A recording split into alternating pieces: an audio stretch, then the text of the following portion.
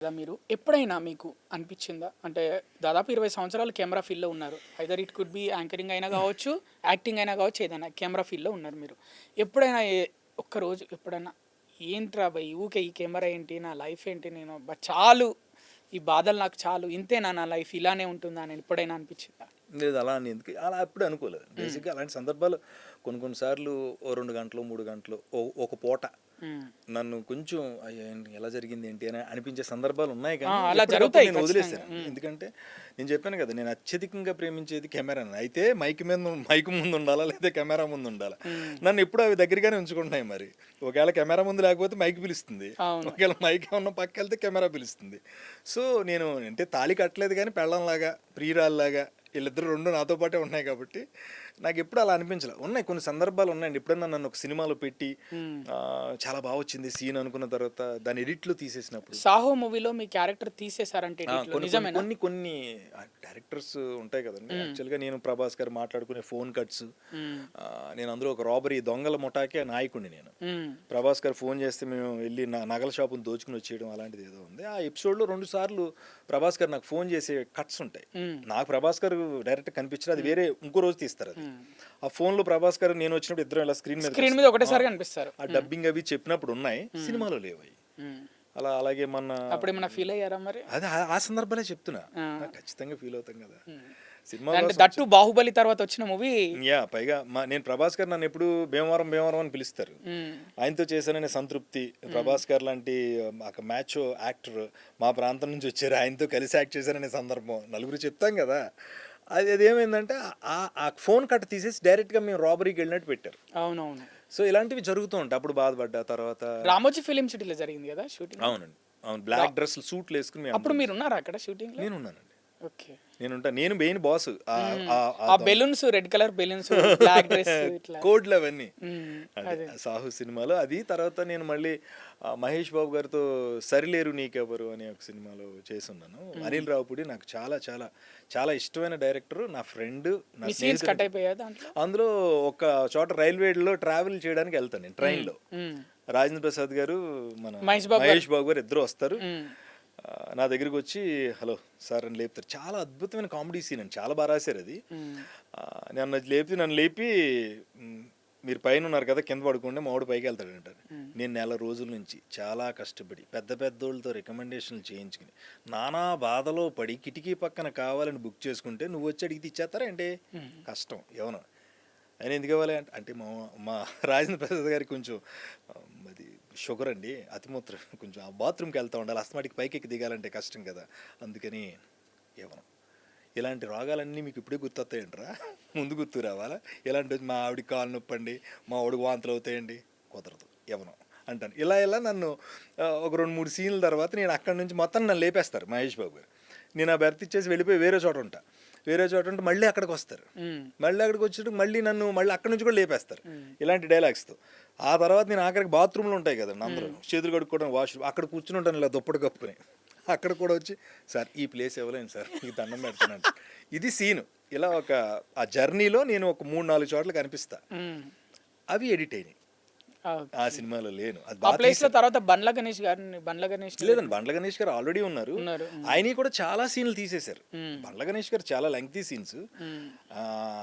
ఇంకా ఆయనదైతే చాలా పెద్ద వేషం అసలు క్లియర్గా. నాదైతే టూ డేస్ 3 డేస్ చేశాను. కాకపోతే నేను ఎందుకు ఫీల్ అయ్యానంటే మహేష్ బాబు లాంటి సూపర్ స్టార్తో క్లోజ్గా మూవ్ అయ్యి మళ్ళీ మహేష్ బాబు గారు కూడా నన్ను బాగా చేసావు, బాగా చెప్పాడు డైలాగ్, అది ఇది అవన్నీ అన్న గుర్తున్నా కదా, స్క్రీన్ మీద చూసుకుందాం అనుకున్నా అది. బట్ డైరెక్టర్స్ చాయిస్ ఏంటంటానంటే at the end of the day సినిమా చాలా బాగోవాలి, హ్మ్. వాళ్ళకి తెలుస్తుంది కాబట్టి అక్కడ ఇదేదో డిస్టర్బ్ అవుతుంది, అది ఇది. ఫన్ మాత్రం అద్భుతంగా అందరూ బయట చెప్పినా నవ్వుతారు ఆ సీను. అది లేదు, అదొకటి అదొకటి బాధపడ్డా. తర్వాత ఇంకా అదే కొన్ని ఛాన్స్లు వచ్చినట్టే వచ్చి లాస్ట్ మినిట్లో అది కూడా ఏం చేస్తానంటే ఒక 2-3 అవర్స్ ఉంటుందండి, లేకపోతే ఒక పూట ఉంచుతాను మైండ్లో, పక్కన పడేస్తా, మళ్ళీ ఏదో వేరేది పట్టుకుంటా. అలాగే జర్నీ అంతే. ఆ సందర్భాలు తప్ప భారీగా ఇది ఇబ్బంది పడిపోయి ఏమీ లేవులేండి. Okay sir. యాక్టర్ అవ్వడానికి ఒక్కోరు ఒక్కో దారి ఎంచుకుంటారు. మీరు యాంకరింగ్ ద్వారా వచ్చారు. కొందరు జూనియర్ ఆర్టిస్ట్ ద్వారా వస్తారు. కొందరు అసిస్టెంట్ డైరెక్టర్ అయ్యి కూడా తర్వాత హీరో అయిన వాళ్ళున్నారు. అవును. కొందరు ఫైటర్స్‌గా వచ్చి హీరో అయిన వాళ్ళు, యాక్టర్ అయిన వాళ్ళు ఇలా వివిధ రకాలుగా యాక్టర్ అయితారు. ఫైనల్‌గా వాళ్ళ ఆ గోల్‌కి రీచ్ అవుతారు అవ్వడానికి. ఏదో రకంగా. ఒక యాక్టర్కి ఉండాలి, యాక్టర్ కావాలి అనుకున్న వాళ్ళకి ఎలాంటి లక్షణాలు ఉండాలి, అంటే ఎలా ఉండాలి? ఫస్ట్ డిసిప్లిన్, మ్మ్. Next behaviour. మ్మ్.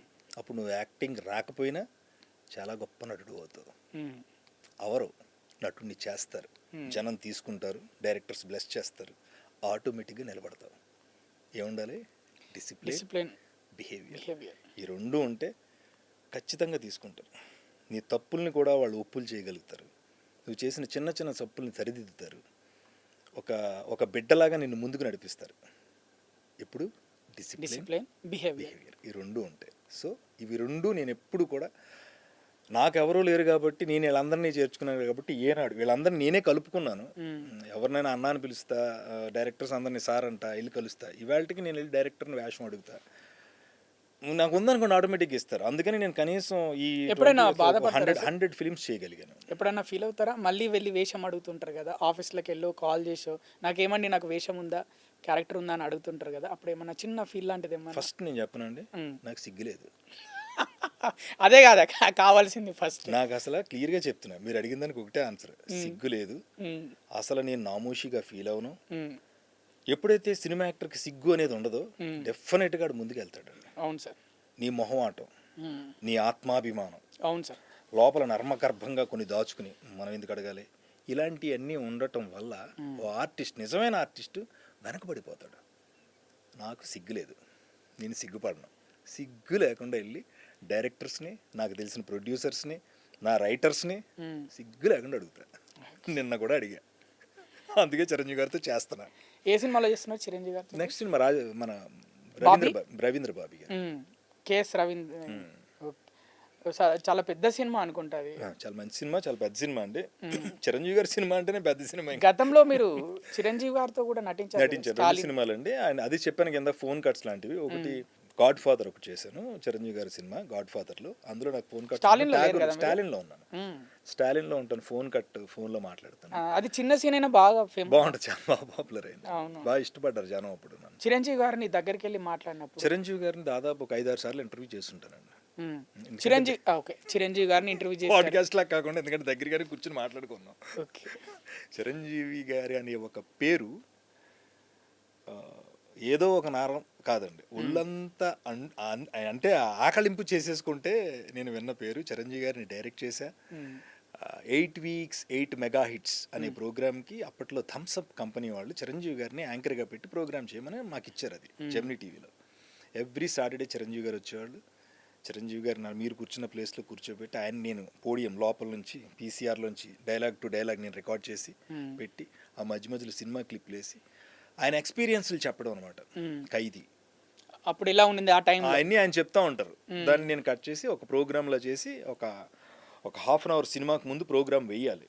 ఆ ప్రోగ్రామ్ నేనే అడిగి మా బాస్ని, వేరే వాళ్ళకి ఇస్తే కాదు సార్, ఈ ఒక్క అవకాశం నాకు ఇవ్వండి, చిరంజీవి గారిని అలా దగ్గర నుంచి చూసుకుంటాను రోజు అని చెప్పి అపురూపంగా ఆయన వస్తూ ఉంటే మా అందరికి అంత బాగా మాతో కలిసిపోయారు. ఆయన నా టేబుల్ దగ్గరికి వచ్చేవాళ్ళు, నా టేబుల్ అంటే చిరంజీవి గారి బొమ్మలు ఉండేవి.